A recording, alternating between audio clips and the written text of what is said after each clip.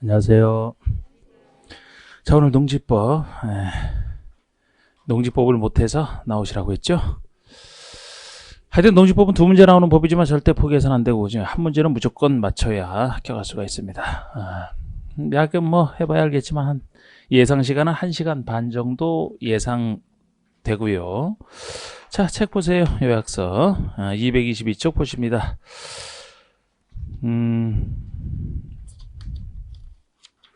기본서로는 616쪽이고요. 기본서는 616쪽. 요약서 있으면 요약서로 하세요. 자, 우리 농지법은 실무에서는 많이 쓰입니다, 여러분 이게. 자, 일단 개념부터 한번 보시죠. 용어 정의부터. 자, 우리 농지 개념부터 나옵니다. 이 용어에서는 이제 농지 개념과 그 농업인 요게 기본이죠, 그죠? 그래서 이것도 자주 나오는 부분입니다. 그래서 농지는 개념 보시면 법적 지목에 상관없이 전닫과선 지목에 상관없이 실제 현상으로 따져. 실제 현상이 실제 토지 현상이 다음 용도로 이용되면 다 농지로 봅니다. 기억, 니은, 디귿. 기억번처럼 당연히 농작물 경작에 이용된다 농지고요. 니은번은 농작물은 아닐지라도 다음에 단연성 식물 재배지. 여러 해살이 단연성 식물 재배지로 이용되는 토지는 농지로 봐요. 예를 들어 단연성 식물이 박스에 목초, 종묘, 인삼, 약초를 재배한다라든지 과수나 뽕나무 등등 적어도 생육기간이 2년 이상인 이런 식물 재배지로 쓰는 걸 얘기합니다.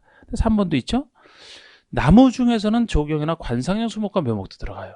원래 나무를 키우는 곳은 산지거든요, 산지. 그런데 조경이나 관상용 수목이라면은 일반 나무랑 다르지 않습니까? 키울 때 굉장히 손이 많이 가기 때문에 농지로 보겠다는 거예요. 산지로 안 보고 조경, 관상용 수목. 근데 여기서 하나 주의하실 것들, 밑줄 그는 부분들. 조경 관상용 수목 재배지가 농지에 속합니다만 만약에 조경 목적으로 식재했다 이 말이 들어가면 그때는 농지에서 제외가 된다는 거. 농지에 제외된다는 거. 예를 들어 조경 수목 같은 경우도 키워서 재배해서 판매할 목적으로 이렇게 하는 부분이 농지지. 조경 목적으로 심었다면 조경 목적으로 정원에 심은 거 아닙니까? 정원에. 이거는 재배해서 키우고 판매할 목적이어야 되지. 조경 목적으로 심은 것은 정원에 심은 것인데 농사 짓는 것도 아니라고 보는 거죠. 왜? 조경 목적이니까 이 말 들어가면 아닙니다. 그리고 디귿번에 거기에 관련된 거 다 들어가요. 위에 토지 계량시설. 계량시설하면 제가 안 써놨지만 뭐 농로, 수로가 여기 다 들어가겠죠. 농수로. 아니면 농축산물 생산설 부지로서 영전화 시설. 농산물, 축산물 생산설 부지도 다 농지로 봅니다. 대표적인 게 축사예요, 축사. 축사 같은 경우 축사로 이용되는 땅 농지로 봅니다. 그러면 농지인 상태에서 축사 지으려고 할 때 농지니까 농지 전용 절차를 밟을 필요가 없습니다. 자, 동그라미 2번 농지에서 제외되는 토지 보시면 농지에서 제외되는 거 3가지 있어요. 농지에서 제외될 아닌 거 3가지. 자, 1번 보시면 저 지목이 전닫과선이 아닌 토지로서 전닫과선 농지 지목이 아닌 토지로서 농작물 경작이나 다식물 재배지로 계속 이용되는 기간이 3년 미만의 토지. 그러니까 지목에 상관없이 농지라고 했는데요. 농지 지목인 전닫과선이라 하더라도 실제 농사지면 그때는 기간에 관계없이 농지가 됩니다만 전닫과선이 아닌 토지라면은 전닫과선과 차이가 적어도 3년 이상 농사지어야 농지로 보겠다는 거. 그런 차이가 좀 존재합니다. 그러니까 전닫과선이 아닌 땅인데 만약 2년 농사 짓고 말았다면 농지로서 안 봐요. 3년 미만이니까. 3년 이상 될 때 농지로 보겠다는 겁니다. 그 다음에 2번 지목이 임야에 대해서는 전닫과선이 아닌 토지 중에서 임야는 따로 적어놨어요. 임야는 나무 키우는 곳인데 그죠? 임야인 토지로서 산지 전용화를 거치지 않고 농작물 경작 등에 계속 이용되는 토지. 그러니까 지목이 임야라면은 이제 공법에서는 산지라고 합니다. 산지를 산지 외의 것으로 쓰면은 산지가 망가지는데 전용이 되면 망가지는데 산지 전용화를 거치지 않았다는 얘기는 산진 상태인 상태에서 농사를 짓는다는 겁니다. 예전에는 이걸 농지로 본 적이 있어요. 지금은 그대로 산지로 보겠다는 겁니다. 그대로 산지 임야로 보겠다는 얘기예요. 그래서 농지에서 제외가 됩니다. 그래서 지금은 산지에서 농사지면 농지가 아니에요. 산지지.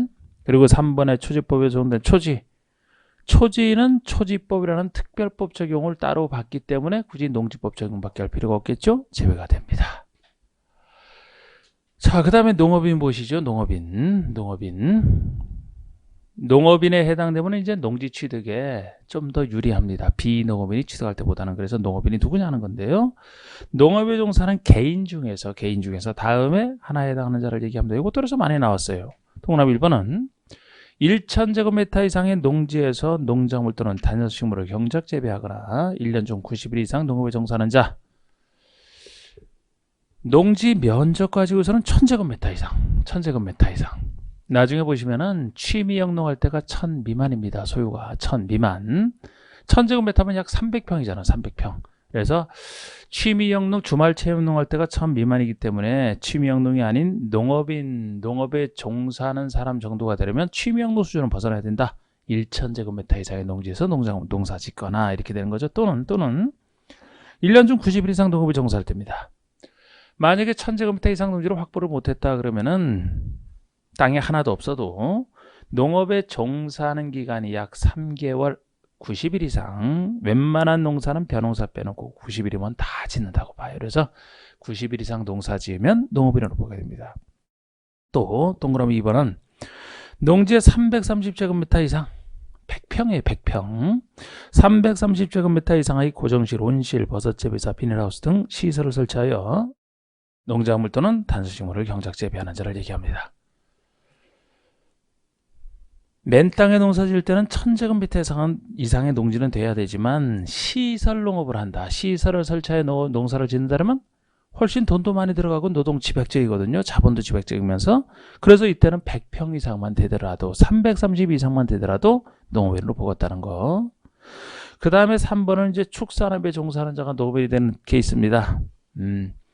이제는 뭐 축사부지도 농지에 들어가기 때문에 축산업에 종사하는 자가 농업인이 되는 경우입니다.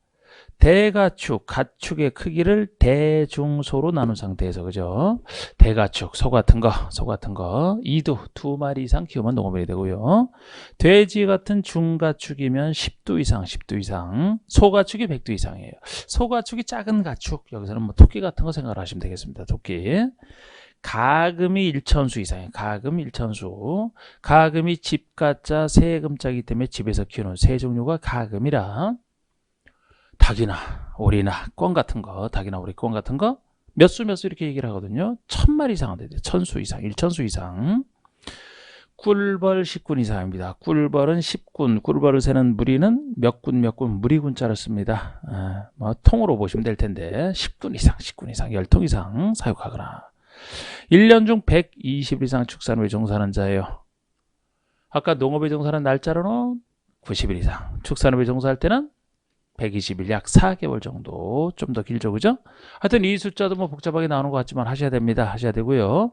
요거는 축산업에 종사하는 자 따질 때는 일단 IQ 순서에 따라서 이 가축을 나열을 해놓고, 적어도 가축이라면 포유류 이상 아닙니까? 포유류 이상, 가축.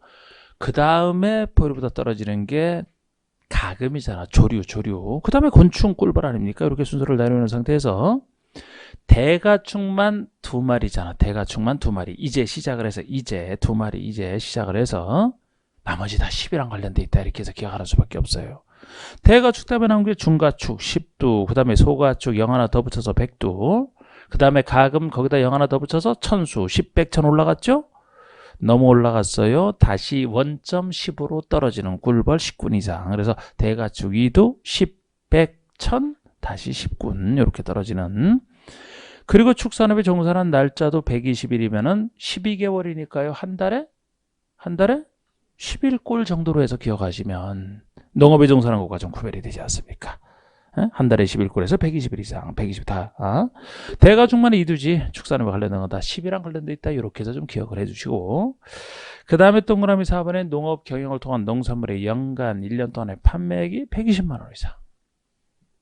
연간 판매액이 120만 원 이상. 아주 농업인들이 실제 이 농지법을 몰라서 그렇지 보면 굉장히 기분 나빠할 거예요. 이거. 1년 동안에 농산물 연간 판매액이 120만 원 이상이면 농업으로 보니까요. 역시 한 달에 얼마 꼴이에요? 10만 원 꼴로 해서 기억하시면 됩니다. 한 달에 평균 10만 원 꼴로 해서 120만 원 이상. 그러면 농업인이 되는.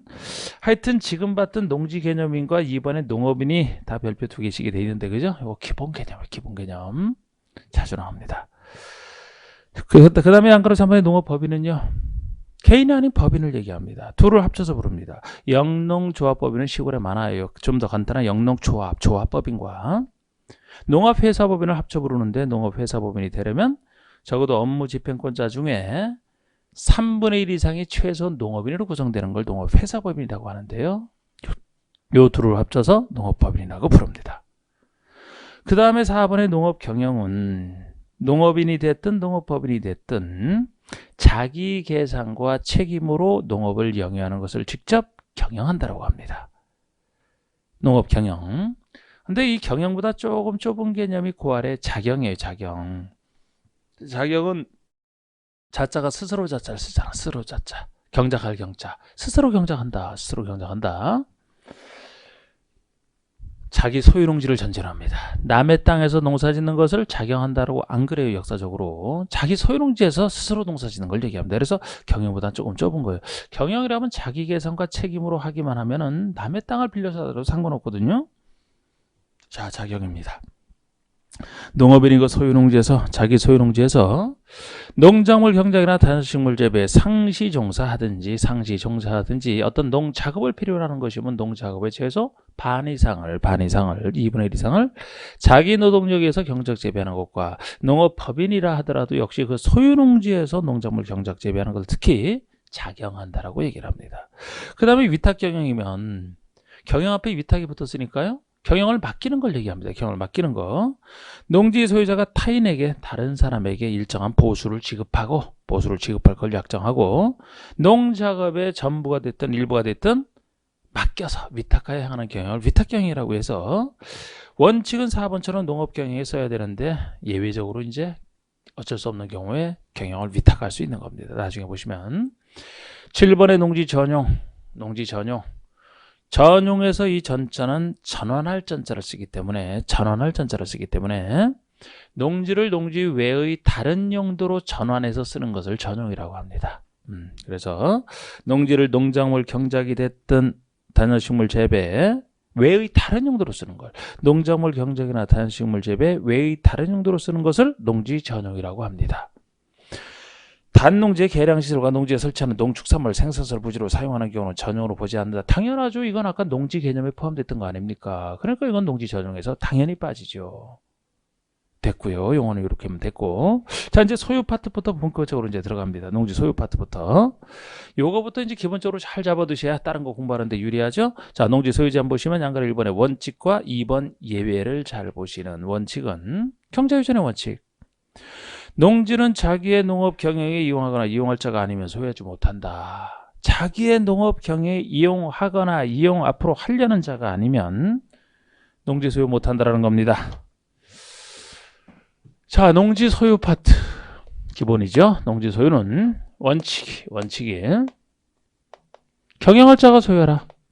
경영할 자가 소유하라. 경자유전이 대원칙입니다. 근데 경자유전은 어디서나 대원칙인데 아주 기본인데 자기의 농업 경영에 이용하지 않더라도 자기의 농업 경영에 이용하지 않아도 소유할 수 있는 예외 소유가 바로 양가로 그 밑에 있는 예외거든요. 11가지 예외가 존재합니다. 11가지 예외가 존재하는데 이 예외적 소유는 다른 법에서 못 정해요. 이 농지법에서는 정하게 하고 있고 철저하게 통제를 합니다. 왜? 농지는 농사짓는 데 써야 되기 때문에. 자, 양가로 2번 특례 보세요. 그 아래 예외를 얘기하죠. 다음의 경우 11가지 경우에는 자기의 농업경영에 이용하지 않더라도 자기의 농업경영에 이용하지 아니하더라도 소유할 수 있다. 자기의 농업경영에 이용하지 아니하더라도 소유할 수 있다. 11가지가 나옵니다. 이 중에 일부는 나중에 농취증 발급과 관련해서 이제 일부는 외울 거예요. 다 외울 필요는 없고. 그래서 일부는 외울 거고, 지금 여기서는 이제, 왜 경영 안 해도 소유할 수 있는지 쫙 이렇게 느낌 잡아두시고, 그 중에 나중에 일부는 외울 것이니까. 1번 국가지자체가 소유할 때가 나옵니다. 1번 국가지자체가 소유할 때. 국가나 지방자치단체라면 행정청 아닙니까? 행정청이 소유하는데 농사 지을 필요 없다는 거죠. 이 사람들이 무슨 규제를 받습니까? 안 받으니까. 그 다음에 2번에 학교나 공공단체 등 농업생산단체 등이 그 목적 사업을 수행하기 위해서요. 학교 등이 그 자기의 목적 사업을 수행하기 위하여 필요한 시험지, 연구지, 실습지 등으로 인공과수 수분용, 인공수분용 꽃가루 생산지로 쓰기 위해서 농지를 취득하여 소유하는 경우. 제가 요건 길기 때문에 항상 얘기할 때 학교 등의 실습지 등으로 이렇게 간단하게 표현하는 게 이거 아닙니까? 학교 등의 실습지 등으로 취득한다. 학교 등의 실습지 등으로 취득하는 경우가 되겠습니다. 농업고등학교, 농업대학교라면 당연히 경영할 목적으로 농지를 소유하는 건 아니에요. 애들 실습용으로 필요하지 않습니까? 그 목적 사업인 교육 목적으로. 그 다음에 농업연구기관은 연구용 땅이 필요하고요. 농업생산사 단체 생산, 종묘 생산사다 그러면 종묘를 시험할 생산지가 필요하지 않습니까? 자기의 목적 사업을 수행하기 위해서지 농업 경영할 목적이 아니라 말이에요. 그래서 경영 안 해도 목적 사업을 위해서 소유할 수 있게 해줘야 되는 겁니다. 자, 세 번째가 주말 체험 영농이에요. 취미 영농. 공모 농사 지어서 먹고 살려고 하는 거 아니잖아, 그죠? 주말마다 하는 체험 영농, 주말이나 체험 영농, 이 목적으로도 경영할 목적은 아니지만 예의적소를 인정을 해서 여러분들이 농사 안 지어도 소유할 수 있게 하는 겁니다. 4번이 상속이에요. 상속. 괄호 속에 혹시 유중이라면 상속인에 관한 유중만 상속처럼 보니까 그거로 포함이고요. 어쨌든 상속에서 농지를 취득하여 소유하는 경우가 나옵니다. 상속. 자, 상속도 예의적소로 인정해야만 돼요. 그래야 농사 안 짓는 자식도 일정 부분을 상속하여 소유할 수 있지 않습니까? 안 그러면 농사 짓는 이런 예외가 없으면 농사 짓는 자식만 소유할 수 있다. 안 되죠. 그거는 상속을 항상 어쩔 수 없는 사유로 인정한다 그랬잖아요. 그 다음에 5번이 이농하는 경우예요. 근데 적어도 8년 이상 경영을 하던 자가 이농할 때 농촌을 떠나는 게 이농이죠. 이별할 이자. 반대가 귀농이고요. 농촌으로 돌아가는 게 귀농이고 떠나는 게 이농입니다. 8년 이상 경영을 하던 사람이 이농할 때 이농 당시에 소유하던 농지를 계속 소유한다. 이걸 8년 이상 경영 후 이농이라고 항상 제가 얘기를 하죠. 8년 이상 경영 후 이농. 적어도 농사 짓던 사람이 이농을 할 때는 적어도 8년 이상 경영하던 사람이 이농할 때만 이농 당시 소유하던 농지를 농사를 안 짓지 않습니까? 이제 이농을 했으니까. 그래도 소유할 수 있게 해주는 겁니다. 8년 이상, 요 8년 이상 숫자. 마치 이거는 세법에서 우리 8년 이상 작용 후 농지를 팔았을 때는 뭐 양도소득세 면제되는 그런 공적 혜택을 주듯이 여기서도 이게 혜택이거든요. 경영 없이 소유할 수 있는 게 혜택인데 적어도 8년 이상 경영하다가 이농하게 좀 세놓은 것 세법과 좀 비슷하게 혜택 준다. 이런 느낌으로. 그 다음에 6번이 담보농지를 취득하여 소유하는 경우. 담보농지. 자, 이 담보농지는 말 그대로 농민이 돈을 빌리고 농지를 이제 저당권을 잡아놨어요. 담보농지가 있을 때 개인은 안 됩니다. 어떤 금융기관이 농민에게 돈을 빌려주고 나서 담보농지를 잡았을 때 농민이 돈을 안 갚는다 그러면은 요 담보농지를 저당권 시행을 위해서 경매에 놓을 수 있고 그 경매에 나왔을 때 2번 이상 유찰이 되면은 저당권자인 금융기관이 직접 요거를 경영은 안 하지만 취득할 수 있게 해주는 거예요. 금융기관이 경영 안 해도 취득할 수 있는. 그래서 정산하라는 거지, 정산. 그래서 담보농지 취득이 나옵니다. 근데 그 내용까지는 뭐 제가 그냥 소개시켜드리지 지금까지 뭐 낸 적도 없고. 자, 이게 7번이 농지 전용허가를 받거나 전용 신고를 한 자가 농지를 소유하는 경우. 8번 전용 협의를 완료한 농지를 소유하는 경우. 뒤에서 보실 전용허가, 전용신고, 전용협의를 얘기하거든요. 그리고 같은 취지이기 때문에 제가 같이 써놓는 겁니다. 예를 들어 전용 허가를 받았다. 농지를 농지 외의 것으로 쓰고자 허가 대상이라 전용 허가를 아니면 전용 신고를 했다. 아니면 전용 협의를 거쳤다. 전용 협의를 거쳤다면 농지를 어느 행정구청이 농지를 망가뜨리는 행위를 할 때 농장과 협의를 한 거 그걸 얘기합니다. 그럼 어쨌든 허가든 신고든 협의든 전용이니까요. 농지를 농지 외의 것으로 쓰고자 전용 절차를 밟았기 때문에 당연히 농사 안 지으려고 전용하려고 한 거 아닙니까? 그러니까 이런 경우라면 당연히 경영을 안 해도 소유할 수 있어야 되지. 이런 예외를 인정 안 하게 되면 전용하는 순간에 팔아야 된다는 얘기가 되죠. 말이 안 되지. 원래 농사 안 지으려고 하는 건데. 그러니까 당연히. 9번이 농지의 개발사업지관에 소재하는 농지로서 한국농어촌공사가 개발하여 매도하는 도농 간의 교류 촉진을 위한 1500제곱미터 미만의 농원 부지 및 1500제곱미터 미만의 농지 등등 나오는 거.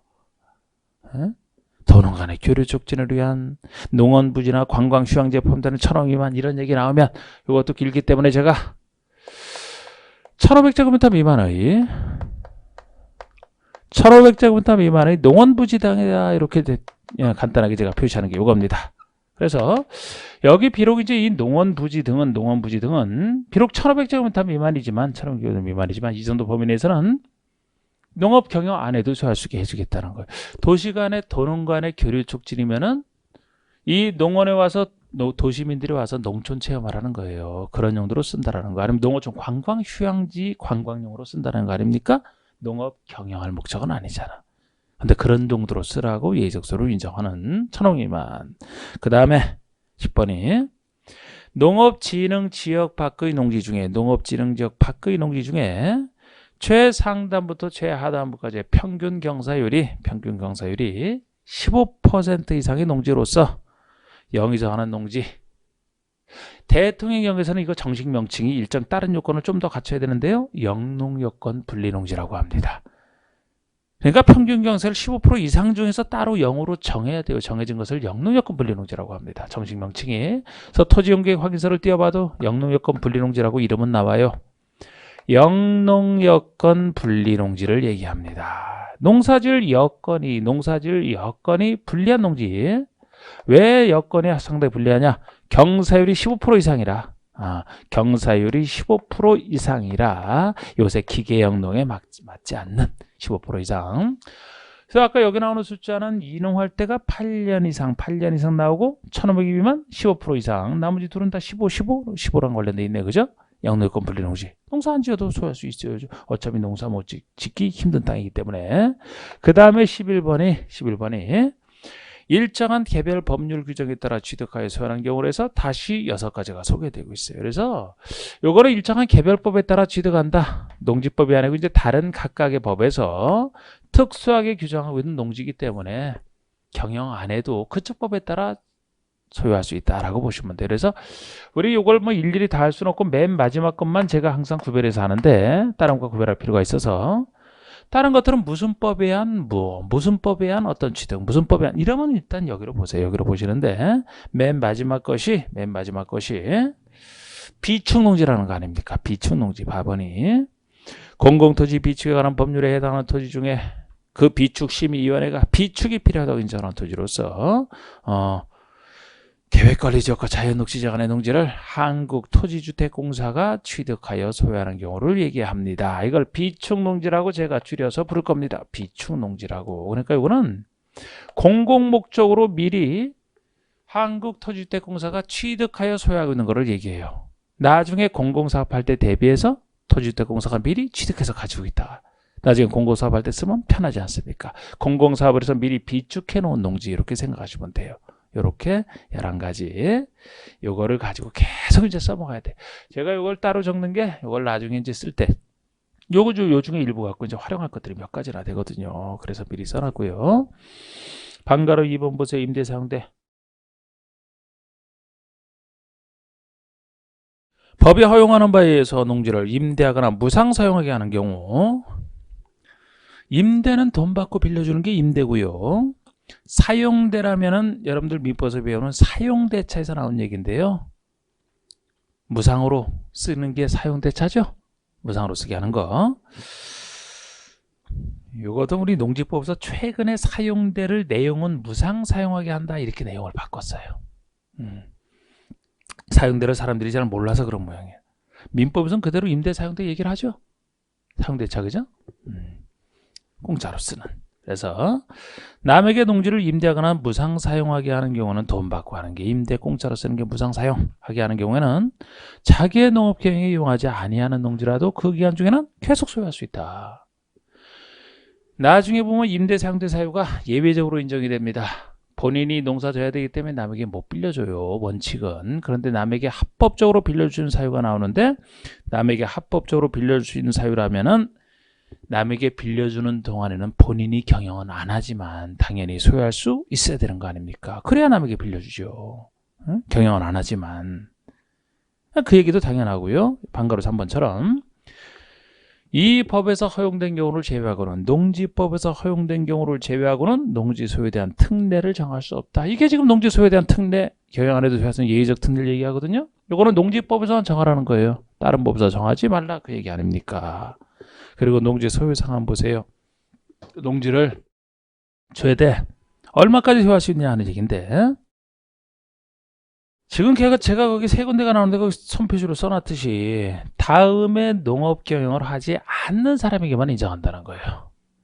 농업 경영할 사람이면 소유 상한제 없습니다. 그러면은 만약에 진짜 돈 많이 가진 사람이라면 농업 경영만 한다 그러면 우리나라 농지를 혼자 다 소유해도 상관없어요.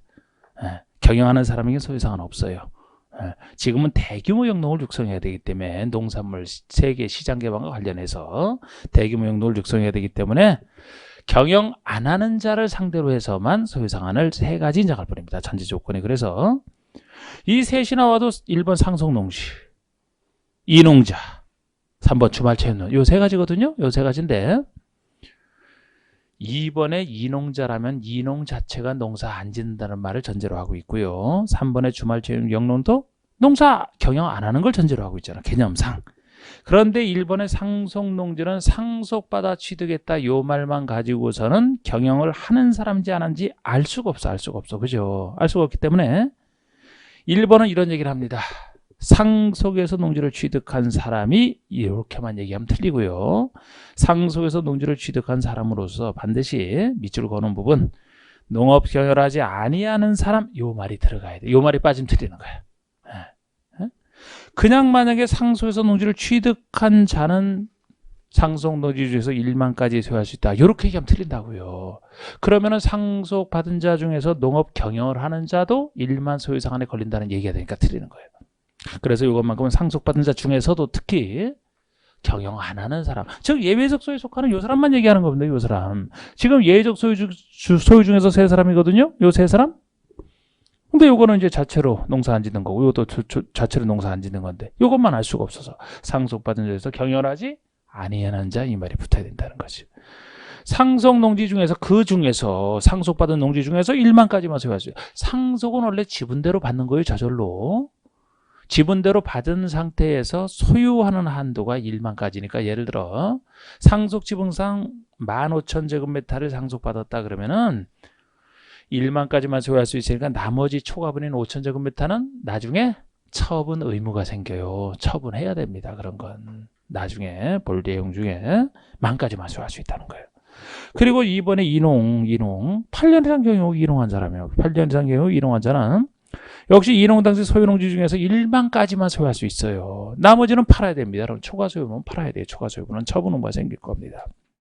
그런데 양가로 3번에 주말 체험 영농, 주말 체험농을 하고자 하는 사람은 1,000제곱미터 미만의 소유가 가능합니다.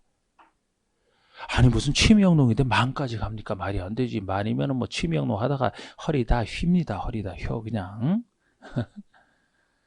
애들 지기질 하다가 그냥 키도 안 커 이러다가. 1,000미만이야 1,000미만. 이것만 해도 충분해 1,000미만. 그리고 여기는 1,000미만인데 그래서 아까 요것 때문에 경영할사 따질 때가 1,000 이상 이렇게 나갔던 거예요. 농업인 따질 때가. 이게 1,000미만이잖아. 1,000도 소유 못하죠. 999제곱미터까지지. 그리고 이건 특이한 것이 괄호 속에 세대원 전부가 소유하는 총면적으로 계산한다는 것은 여기만의 특징이에요.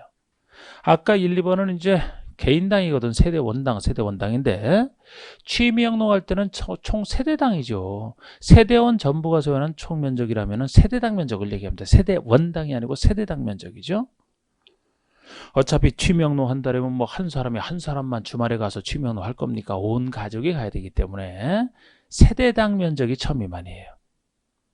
만약에 세대원 중에 한 사람이 900제곱미터를 가지고 있다. 그런데 다른 세대원이 이걸 취득하려고 한다면 99제곱미터까지만 가능하지. 총 1,000 미만이기 때문에. 이것만 해도 엄청나요. 취미영농 할 때. 제가 요새 집에다 상추를 조금 심고 고추를 4대를 심었는데 화분에다가. 옛날에 이거 취미영농 한번 시골에 있을 때 한번 하다가 시골에 한번 하다가 아주 상추 한 20포기 정도 여러 가지 심었는데 상추만 심은 게 한 20포기 심었거든요. 못 다 먹어. 너무 많아서. 주위 사람 나눠주고도 남아 돌아요.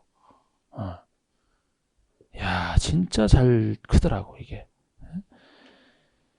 그러니까 제가 아까 그 1000제곱미터 미만에서 만약에 1만 만에 몇 천까지 이렇게 한다면 진짜 허리 휜다랬잖아. 허리 휜다랬잖아. 이거 아무리 치명록이라도 씨뿌려 놓고서 있는데 뭐 자풀이 무서워하면 그거 그냥 둘 거예요.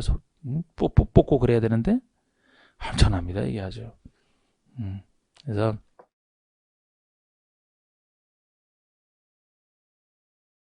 재밌어요. 그거 한번 심어놓으면은. 근데 취미용로도 거의 농사 짓는 것이랑 다름없을 정도 욕심도 그렇게 되기 때문에 그래서 저는 지금 이번에 한 며칠 됐어요. 심은 지 화분에 그 새싹보리 그 심던 거 그거 이용해서 이제 상추를 조금 심어놨는데 벌써 한 이만큼 큰 것 같아. 이만큼 4일 됐나? 4일? 앞으로 4일 지나면 이제 뜯어먹을 것 같아요. 꽃은 뭐 한 10일 정도 있어야 될 것 같고 아직 꽃도 안 폈으니까. 자, 이게 1000미만 전체 면적으로 1000미만입니다. 그리고 양가로 4번은 임대 사용대에서 나오는 얘기인데 나중에 임대 사용대 사유 중에 하나거든요. 취미용로로 할 사람은 남에게 못 빌려줘요. 주말 체험농 목적으로 특수한 목적에 쓰려고 빌렸기 때문에 남에게 못 빌려주고 아까 상속과 이농 같은 경우에는 본인이 농사 안 짓는 것만큼 남에게 빌려줄 수 있습니다. 남에게 빌려줄 때 한국농어촌공사 등에게 위탁하여 남에게 빌려주는 쪽으로 쓴다. 그렇게 될 때는 소유상환 초과하더라도 임대 무상대 하는 기간 동안에는 소유할 수 있다는 얘기입니다. 그래서 아까 그 1, 2번 같은 경우 상속과 자 보세요. 다음의 농지가 가나 두 농지를 얘기합니다. 가번이 상속, 나번이 이농을 얘기해요. 아까 제가 이거 같은 경우는 1만 제곱미터까지 소유할 수 있기 때문에 그 초과 소유분이면 처분 의무가 생긴다고 했는데 그거를 여기다 쓰면은 즉 농어촌공사에게 위탁을 하여 맡겨서 임대나 무상 사용하게 하는 경우라면은 소유상환을 초과하는 농지라도 그 기간 중에 남에게 빌려주는 그 기간 동안에는 계속 소유할 수 있다. 그런 얘기입니다. 그래서 이런 경우 처분 의무가 생겼을 때 안 팔면은 뭐 막 이행강제금 나오고 하기 때문에 요거 피해서 나는 초과 소유분을 가지고 있지만 좀 그런 거 좀 피하고 싶다면은 한국농어촌공사에게 맡기면 돼요. 맡겨서 농어촌공사가 다른 사람에게 빌려준다면 다른 사람이 쓰는 그 기간 동안에는 소유상환 초과분이라도 처분 의무가 생기지 않고 합법적으로 소유할 수 있다. 이 규정을 이용할 수가 있습니다. 이게 임대사용대 사유 중에 하나예요. 여기서 이제 관련돼서 미리 끌어다 봤습니다. 자, 그 다음에 이제 농지 취득 자격증명 얘기가 나오잖아요. 농지법에서 이제 공인중개사 입장에서 제일 많이 쓰는 농지 취득 자격증명. 별표 3개가 돼 있지 않습니까? 자, 우리 농지 취득 자격증명 얘기는 농지를 취득하는 단계. 농지를 취득하는 단계입니다. 나중에 처분 의무도 있다 그랬어요. 처분 의무는 뭐 제가 5, 6월 달에나 추가할 것인데 처분 의무인데 이 처분 의무 끝나고 나서는 이제 임대 사용대도 나옵니다. 임대 사용대. 맨 마지막에 나온 게 이제 전용이고요. 전용에 대해서 나옵니다. 농지 전용. 제가 이걸 왜 미리 써봤냐면은 이 농지 소유하는 형태가 이게 원칙과 예외 이렇게 나눠진다면은 농지를 새로 취득할 때 얘기해요. 이건 새로운 농지를 이제 새로운 사람이 취득할 때 얘기거든요. 그러면 보세요. 경영할 자가 소유하고 있다라면은 농지를 새로 취득할 사람은 어떤 사람이 농지를 취득해야 됩니까? 농사 지을 사람이 취득해야 돼? 농사 안 지을 사람이 취득해야 돼? 그러니까 이 원칙이 이쪽 예외, 이쪽 원칙으로 온단 말이에요. 이쪽 원칙으로. 이 원칙 때문에 이렇게 와야 되거든요. 이쪽 원칙으로. 응? 아니 경영할 사람이가 누가 취득을 해야 돼요? 새로 농사 지을 사람이 취득하라는 얘기예요. 그러면 저쪽 원칙이 이쪽 원칙으로 취득할 때 만약에 농지증 발급이 나온다면 경영 안 해도 소유할 사람이면 경영 어차피 안 할 사람이니까 굳이 농사 지을 사람이 취득할 필요는 없죠. 여기 저쪽 예외가 이쪽 예외로 와야 정상입니다. 자, 그럼 농사 지을 사람이 취득했다 칩시다. 농사 지을 사람이 취득을 했다라면은 이 얘기는 뭐냐면 처분 의무는 처분 의무는 농사 지을 사람이 취득했으면 농사 지으라는 거예요. 약속 지키라는 거지. 내가 경영하겠다고 취득을 했으면 농업경영에 써야 되지 않습니까? 그런데 농업경영에 써야 되는데 정당한 사유 없이 안 쓴다. 그러면 안 쓴다. 그러면 왜 가지고 있느냐? 팔아라. 이렇게 나가는 거예요. 처분 의무가 그런 얘기가 됩니다. 그래서 처분 의무가 생겼는데 팔아야 되는데 안 팔면 뭐 처분 명령 내리고 이행강제금을 투자 압박하고 하는데 이건 제가 다음에 할 것이고 어쨌든 이렇게 연결되는 부분이에요. 그러면 남에게 빌려주는 게 임대사용대 아닙니까? 그러면은 역시 농사 지을 사람이 취득을 해서 안 지을 때는 처분 의무가 생기지만 본인이 농사를 져야 된다 그랬잖아요. 본인 농사 져야 되기 때문에 남에게 빌려주면 돼요, 안 돼요? 원칙이 안 되지. 안 돼요. 다 저기랑 관련돼 있는 거야. 안 되기 때문에 원칙적으로 임대사용대가 안 되는 거예요. 그런데 예외적으로 농사 지을 사람이 가지고 있지만 피치 못할 사유로 농사를 못 짓게 되는 상황이 있다. 예를 들어 원래 지을 생각이 있는 사람인데 군대를 가게 됐다 그러면 군대 가 있는 동안에는 당연히 농사 못 짓죠? 그럴 때는 남에게 빌려줄 수 있다. 이렇게 나가는 거지. 그래서 원래는 이건 원칙은 안 되는 거예요. 예외가 되는 거고. 저쪽 원칙과 예외 때문에 그래. 다 저기서 영향을 주잖아요. 그래서 저거를 바탕으로 해서 자꾸 생각을 해야 된다니까요. 그러면은 지금 농사 지을 사람이 소유를 해야 되니까 경자유전이니까 취득할 때 농사 지을 사람이 취득하라. 짓기로 약속해놓고 취득한 상태에서 농사 안 지으면 처분하라. 처분 의무. 본인이 농사 져야 되기 때문에 예외적으로 농사 못 짓는 사람만 남에게 빌려줄 수 있지 임대도 원칙적으로는 안 된다. 이렇게 보시는 겁니다. 그리고 농지 전용이라면 농지는 농사 짓는 데 써야 되기 때문에 농지를 농지 외의 다른 용도로 쓰고자 한다면 이렇게 해도 되는지 전용 허가 신고 이런 걸 절차를 통해서 해야 되는 겁니다. 그게 농지 전용 허가 신고 등을 얘기하는 거예요. 이렇게 다 저쪽이 가장 기본이란 말이에요. 그럼 이 중에서도 지금 요거를 할 때 하는 얘기인데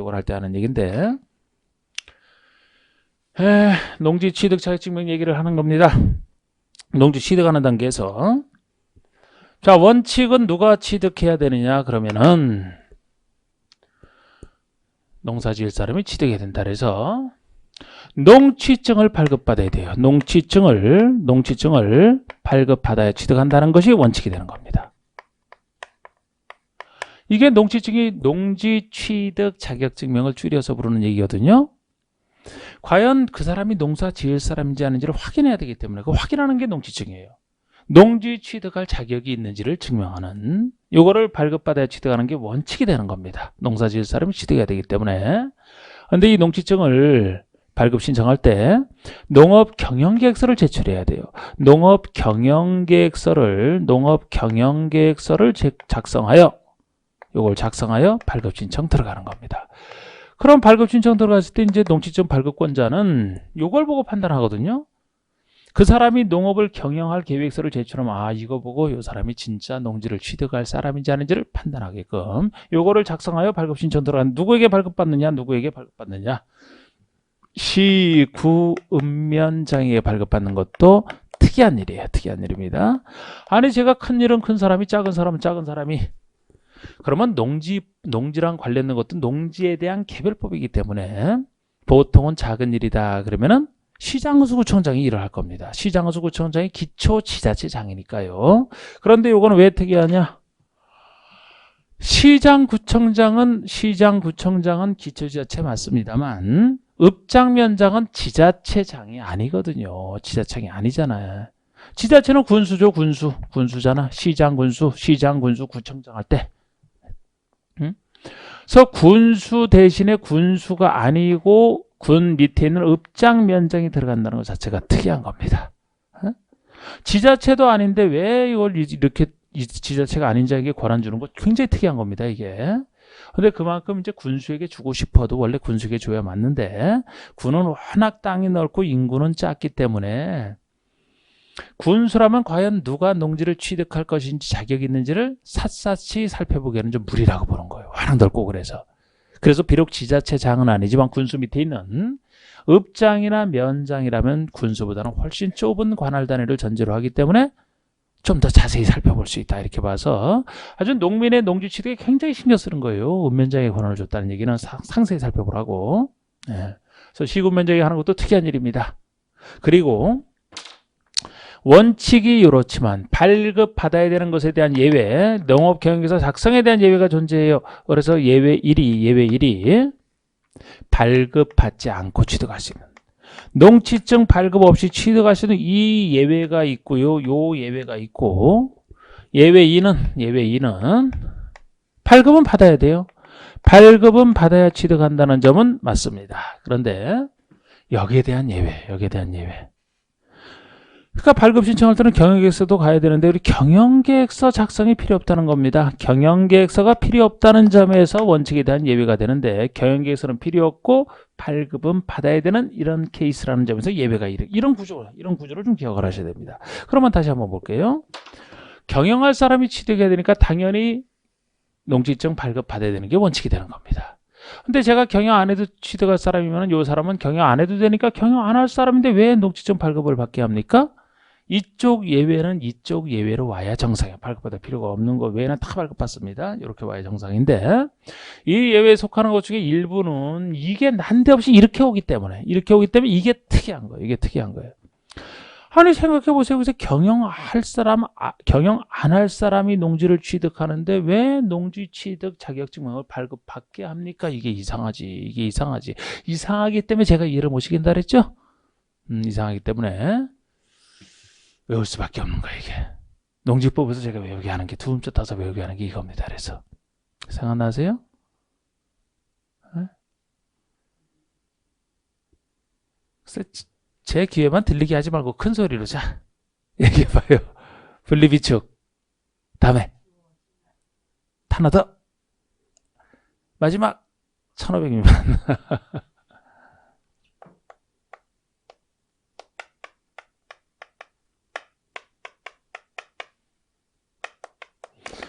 다른 분들 반드시 입에 착착 붙여놓게 자꾸 입에 붙여놓는 거에서 반복 안 하면 안 돼요. 반복을 통해서 해야지 뭐 반복 안 하고 한 번 기억으로 기억이 되나요? 계속 반복을 해서 mp3 자꾸 들어서.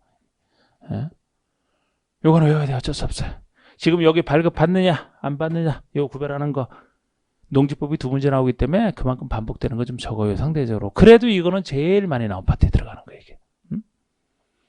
아니 여러분들이 공인중개사로서 만약에 농지에 대한 거래를 중개한다 그러면 농지증을 발급받아야 되느냐 안 받느냐 하는 건 많이 쓸 거 아닙니까? 원칙은 받아야 돼. 이것도 경영계획서가 필요 없을 뿐이지 발급받아야 되는 걸 기억하셔야 돼요. 발급받고 여기만 안 받는 거야. 여기 빼놓고 다 발급받는 케이스. 받는 케이스 안 받는 케이스로 잘 기억을 하셔야 됩니다. 에? 그런데 글쎄 경영 안 할 사람이니까 당연히 경영계획서는 필요 없죠. 그러나 발급받으라는 게 자꾸 이상하다니까 이상해. 왜 쓸데없이 이렇게 안 해도 되는데 그냥 저걸 통째로 이렇게 하는 우리 공부도 엄청 편한데 요거 그래서 이건 이렇게 기억하세요. 제가 일부러 이렇게 딴 거예요. 자 이따가 체크하시면 되는데 여기 분리가 여기 영역권 분리농지에서는 여기서 분리 여기서 딴 겁니다. 이게 포인트 아닙니까? 분리 비축 아까 개별법 중에서 다른 거 말고 비축 농지만 얘기해요. 다른 거 구별돼서 비축 분리 비축 주말 체육농의 주를 얘기합니다. 전용 허가의 허를 얘기해요. 시는 신고의 신고를 얘기하고 협의랑 구별해야 되지 않습니까? 똑같은 전용이라 전을 딸 수는 없잖아. 허가냐 신고냐 협의냐. 요것들은 여기 들어가요. 요거는 발급받을 필요가 없지. 학교 등의 실습치 1,000원 미만 요게 특징이잖아. 이걸 얘기합니다. 지금. 그래서 지금 체크한 저거는 노란색으로 요거 체크한 것은 발급받는 걸로 반드시 기억하셔야 돼요. 발급받는 걸로. 근데 외워놓고 나서 또 이게 발급 안 받는 예로서 쓰게 되면 안 외운 거 못하고 발급 이상하니까 외우겠으니까 예의적소에 속하지만 발급받는 게 이상하니까. 그래서 요거 그렇게 기억하세요. 불리함이 쌓여서 분리 비축이 쌓여 있다. 불리함이 쌓여서 기도할 때 모습으로. 에? 항상 인간은 불리함이 쌓였을 때 기도하죠, 그죠? 공경에서 벗어나고자. 자, 불리함이 비추겠다. 그래서 여기서는 이제 주허 신학 천홍이만 그래서 기도하는 모습으로 종교랑 상관없어요. 그냥 일부러 어떻게 따다 보니까 이렇게 된 거예요. 그냥 또 뭐 저한테 뭐라 그러지 말고 저는 종교랑 상관없어요. 그냥 동원할 뿐이에요. 주여 이렇게 주여 허락하소서 주허 신학 1,500회만 공부할 것을. 신학 공부 1,500페이지 미만 공부할 것을 약속드리는 기도문으로 생각하시면 돼요. 보통 이런 식으로 하지 않습니까? 주어, 동사, 목적어. 예? 신학 공부를 뭐 계속 다 하면 공인중개사들이 공부를 해야 되는데 계속 할 수는 없잖아. 1500 미만 요 정도 공부할 것을 약속드린 기도 분리비축 주허 신학 1500 미만 1500 미만. 그러면 여기 발급 안 받는 예로 기억하시는 게 나머지 이거를 따로 외우지 않고 그냥 나머지 5가지로 보시면 돼요. 나머지 5가지로 여기다 추가적으로 더 있는 걸 따로 좀 기억하시고 요거는 일단 나머지로 보시면 됩니다. 나머지라고 해야 지금 여기서 여러분 아까 예적수 중에서 분리비축 주어 신학 천원영어 중에 하나 나오면 무조건 발급 받는 걸로 기억하시고 그렇지 않은 나머지 보시면 되는데 나머지 중에서 이농만 자연스럽게 빠져요. 이농만. 그래서 5가지가 되는 겁니다. 아니 그럼 요것도 외우지 말고 한번 생각을 해보세요. 생각을 외우지 않아도 되는데 자 우리 국가지자체가 소유를 하는데 같은 지자체인 시군면장에게 농지증을 발급받을 것 같아요? 안 받을 것 같아요? 상식적으로 안 받죠. 이 사람들이 아주 아랫사람 거기서 받겠습니까? 안 받지. 지자체가 하더라도 제일 밑에 사람이 그 사람들인데 본인이 하거나 다 그 사람 윗사람들인데 그러니까 안 받을 거 아닙니까? 아니 상속 안 받는 건 당연하잖아. 상속은 저절로 받는 것이니까. 저절로 상속받는 것이라. 어떤 제한도 없잖아 이거는. 그리고 이농은요. 이농은 기존에 있던 농사 짓던 농지를 농사 안 짓겠다라고 농촌을 떠났을 때 기존에 가지고 있던 것을 계속 가질 수 있느냐 이 문제지 새로 취득이 아니에요 이거는. 그러니까 당연히 새로운 농지 취득에서는 빠지는 거지. 여기서는 취득 단계에서 아예 빠지는 거죠. 기존에 있던 것을 계속 할 수 있느냐 문제니까. 그리고 담보농지 취득도 이것이 금융기관이 2번 이상 경매에 놔도 떨어졌을 때 유찰이 됐을 때 취득하는 것이라 그 전제 조건만 갖추면 돼요. 전후협의요? 이 전후허가신고 구별되는 게 우리 허가신고는 개인이 전후허가, 개인이 전후신고를 받아 전후하는 걸 얘기하거든요. 전후협의는 개인이 하는 게 아니고 누가 협의를 거치느냐? 행정청이 협의를 거치는 거야. 행정청이. 우리 계획 세울 때 행정청이 어떤 행정기관과 협의한다 그랬죠. 그죠? 그래서 이것도 협의라는 말 자체가 개인이 여러분들이 누구랑 협의하는 게 아니고 다른 법에 의한 행정기관이 이쪽 법에 의한 농장과 농림축산식품부 장관과 협의해서 하는 걸 얘기합니다. 그럼 행정청이 협의한다는 거 이것도. 그러니까 행정청이 자기가 야, 아랫사람에게 그거 하겠냐고요. 받겠냐고 협의를 취득하는 건데 다 행정청이 하는 거 1번 8번 아닙니까? 그리고 개별법도 법률 규정에 따라 하는 거잖아. 법률 규정. 이 법률 규정에 따라 취득하는 것이라 발급받을 필요 없다는 거예요. 요게 비축은 따로 특이한 거지 이게. 에? 그래서 나머지로 보시면 되고 이 나머지 5가지가 이제 요렇게 나머지로 보시면 되고요. 나머지 3가지 더 있는 것은 한 5가지 더 있지만 3가지만 더 추가해서 이건 좀 따로 기억을 하셔야 됩니다.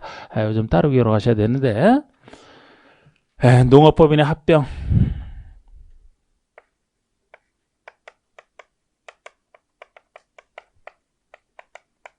공유농지 분할,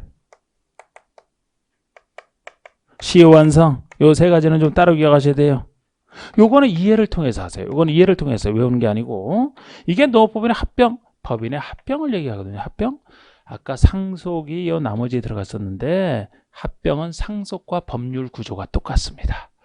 보통의 일반적 원칙적으로 상속하게 되면 피상속인의 권리 의무를 상속인이 포괄승계하거든요. 그럼 합병의 원리도 그래요. 합병으로 인해서 신설된 법인이 소멸법인의 권리 의무를 동일성을 갖고 그대로 포괄승계합니다. 그래서 만약에 A 법인이 가지고 있는 땅과 A 농업법인이 가지고 있는 땅과 B 농업법인이 가지고 있는 땅이 있을 때 이 두 법인이 만약에 합병을 해서 요것이 없어지는 대신에 예를 들어 신설합병이다 그러면 C 법인이 생기든 흡수합병을 하든 마찬가지인데 요게 생겨났다 그러면은